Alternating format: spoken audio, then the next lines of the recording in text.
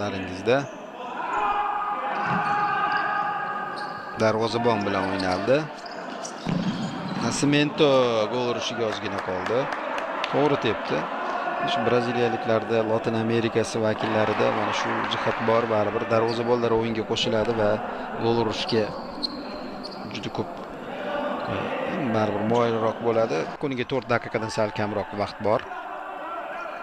Hisob 2-2. Zarba burchakdan to'pga kiritishadi endi olmaliqlik futbolchilar.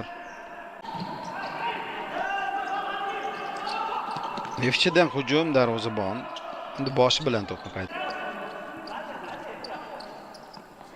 Mana qarang, darvozabon to'pni boshi bilan qaytarib.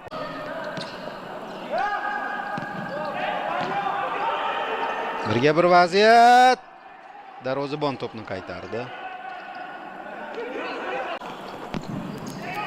Himoyachi bu vaziyatda yaxshi harakat qildi, lekin to'g'ridan-to'g'ri uzatma raqib darvozaboniga nasib etdi. Natijada yana olmaliqlik futbolchilar to'pni egallab oldi. Markazdan qanotga to'p boshirildi. Bosarov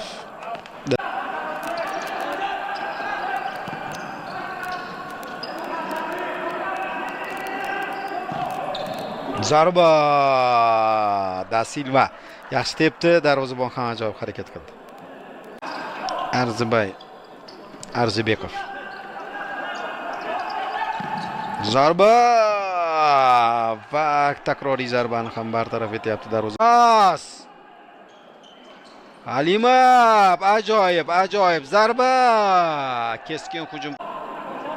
Nima bo'ldi? Yaqin masofadan zarba qabul qilib oldi darvozabon. Yengilgina jarohat bo'lishi mumkin.